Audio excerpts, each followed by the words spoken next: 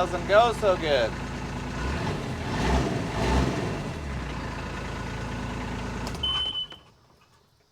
And it makes that nice squeal sound. Hey everybody, welcome back to the Flat Thunder channel. My name's Andy and this is a Cushman Hauler 4x4 UTV. Believe it's the same as a Kioti Mechron. Basically an import UTV.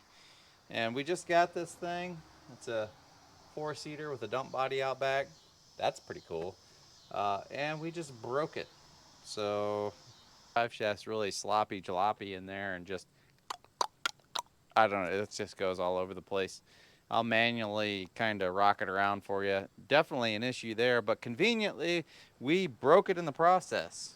I knew it was making some kind of noises from the drive belt area, and yeah, the noises kind of went away, and now it does nothing. So we completely broke something else on it. All right, yeah. I hope you captured what the drive shaft's doing and what it looks like. We need to address that, but right now we can't move it because we broke the drive belt, I think, or something in the drive belt, or something happened that shouldn't have happened. Yeah. Get this back seat off here and we can access this area a little bit easier. Here's the big cover we were looking at from the side. Looks like 10mm bolts around the exterior. This might be like an access cover here, this flappy, yeah, whatever that thing is. So let's pop these off and see what's going on in there. And what's behind door number 1? Something.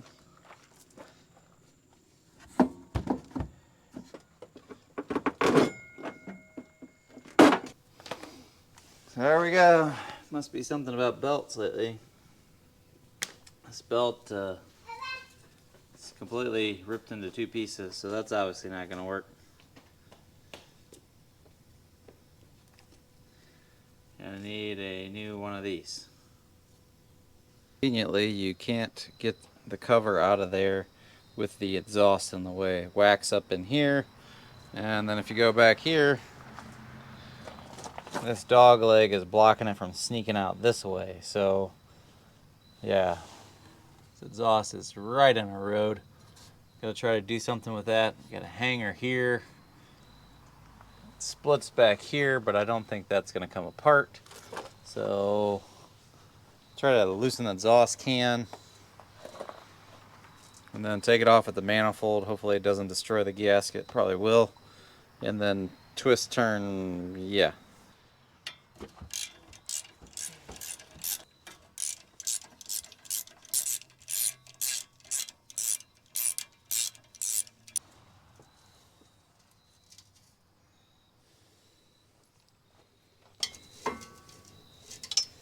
Yeah, that'd be handy if that would just sneak out of there like that.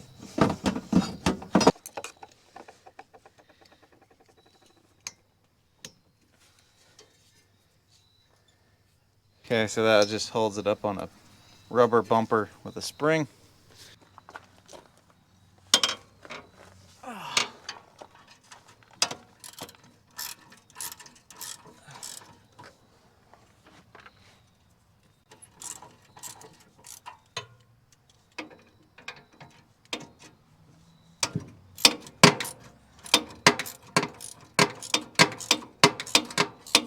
Really should think about taking the bed off to work in here, but I don't want to do it. I also should be getting the air ratchet. Yep.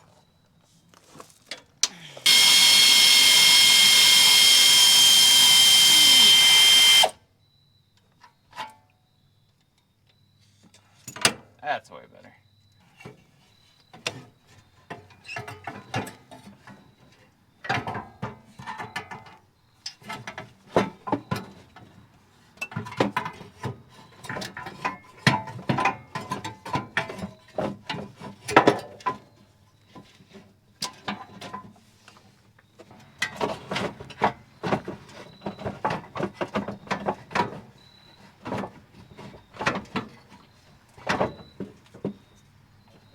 chances this is going to get wedged in here?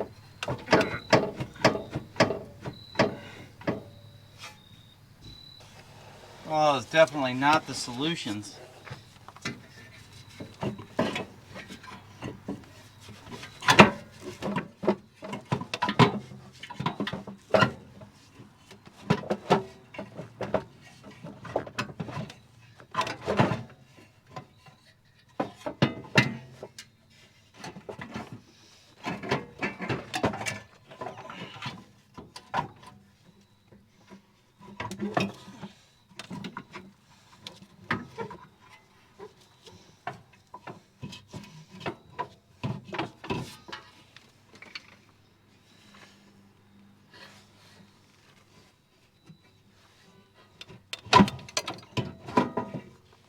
Something's happening.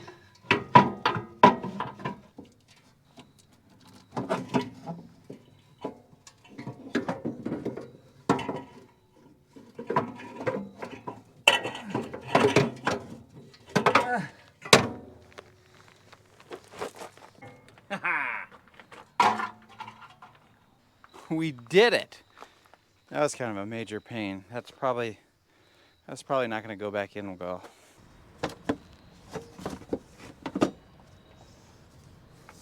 Battery has to come out. It's a cool dog chain looking thing.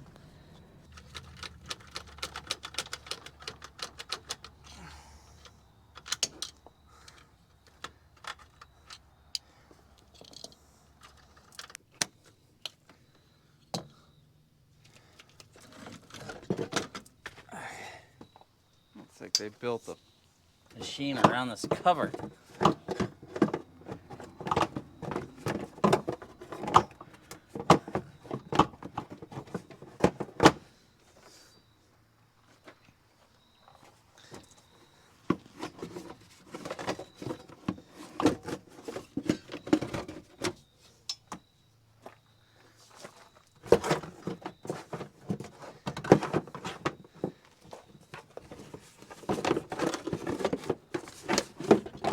Ah, whew.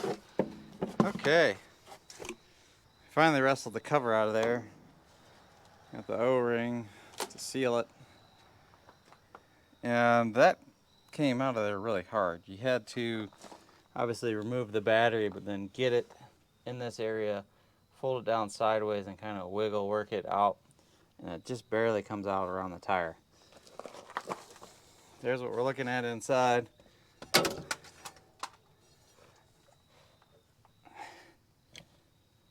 So yeah, I know this is a fan, and then this thing moves somehow.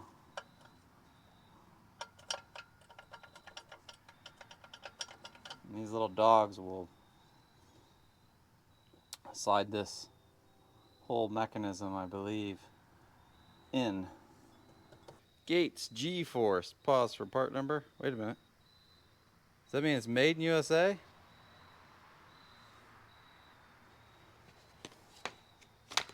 Let's see what it says. Don't break it. Break it in. Made in USA.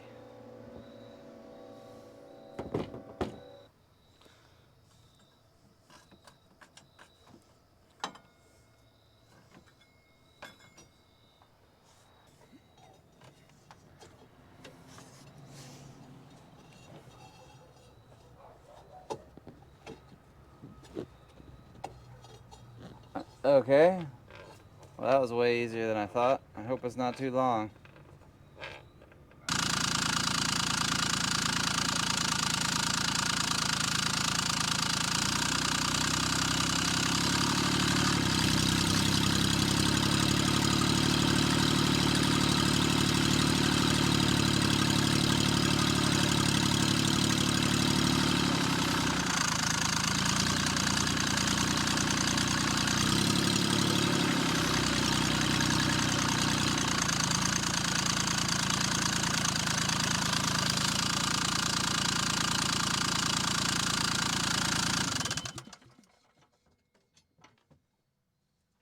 these studs off to get this parking brake out of here, and somebody decided to put them on there with like the death grip. So that was nice.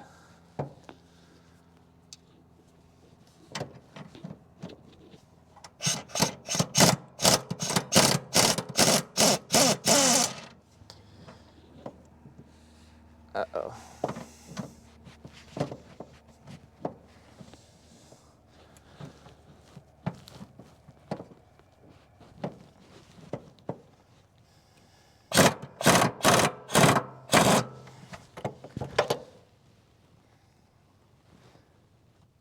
Yeah, that's rounded. That's convenient. And rocket socket time. Hopefully this guy will take care of this. Ugh.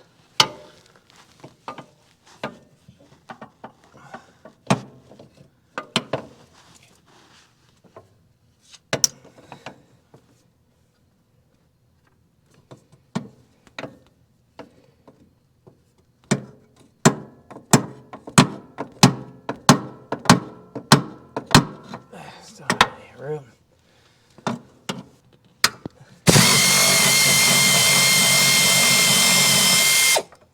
Rocket socket wins again.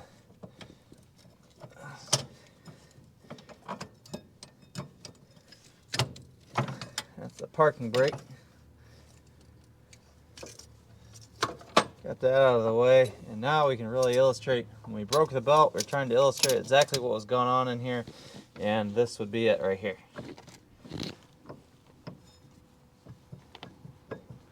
That shouldn't be all sloppy jalopy like that. So we need to get this drive shaft out of here, see exactly what's going on. Something's not kosher.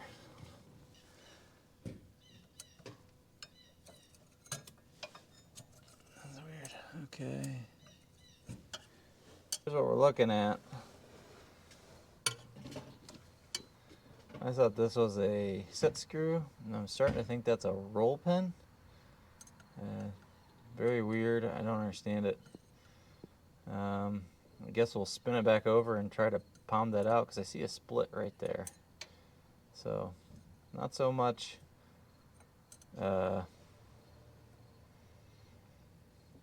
set screw as it is a roll pin. We got it off there. Now we just need to manipulate it around to get it out.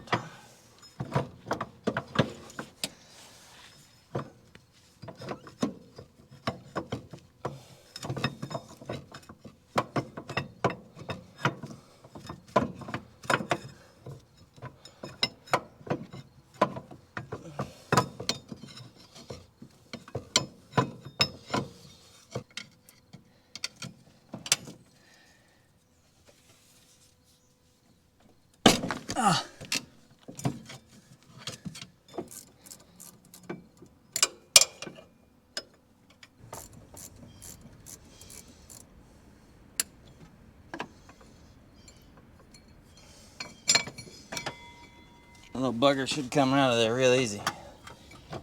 Let's hope so.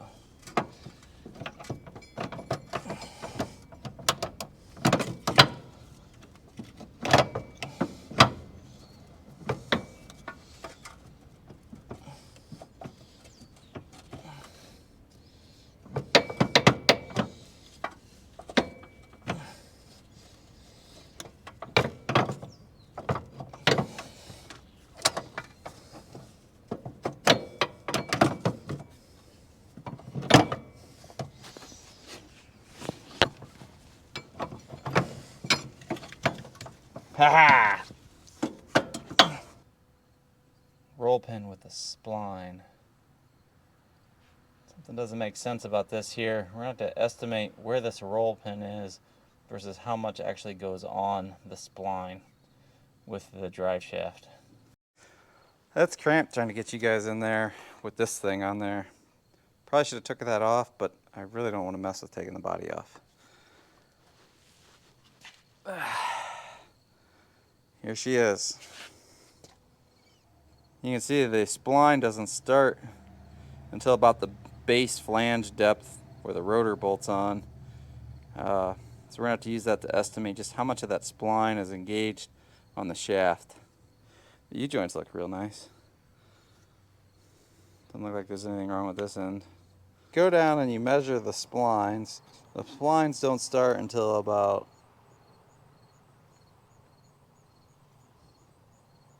7/8 of an inch to 1 inch from the end. So roughly this flange. Maybe middle of the flange-ish. Somewhere around in there. And if you go down and you measure the pinhole in the shaft, from the edge of the hole in, the splines start about 5/8 of an inch. So we only have basically from here to here of actual spline engagement, which is no bueno, because it's not driving on the splines, it's driving on this pin, and it's not intended to drive on this pin. That'll blow that shaft out. So one of two things is happening.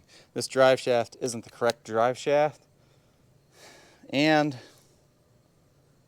yeah, I think it's just basically the drive shaft isn't the correct drive shaft for this unit, which is kind of a problem. So we can do one of two things. We can make this longer, or we can relocate this roll pin to try to get it on there further. Not really sure what the answer is at this point in time because I don't know what it'll accept. I think we're gonna have to take the shaft back down there, try to position it in there and see, can we make the shaft longer, or can we just plug this roll pin in at a different spot to slide it back further. In doing that, you're gonna take the transmission side off a little. So this has to be on enough when we slide it back further. Let's wrestle it around down in there and see what it looks like.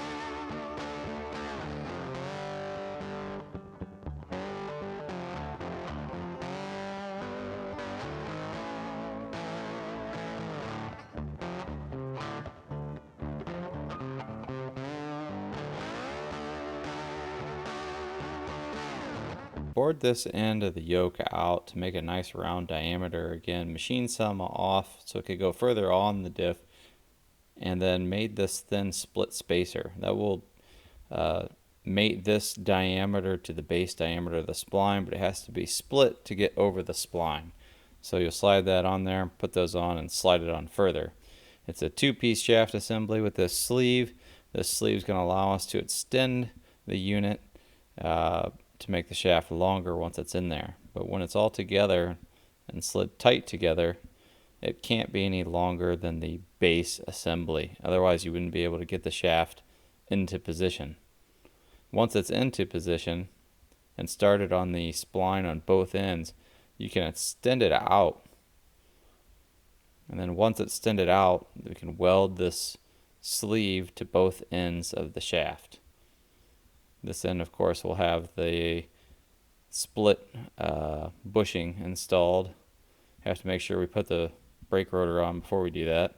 This end I added 2 tapped holes, and now this end is going to be the fixed end on the transmission side, and it's going to float on the diff side, opposite of the way it was previously. Let's get this thing in there. Oh yeah.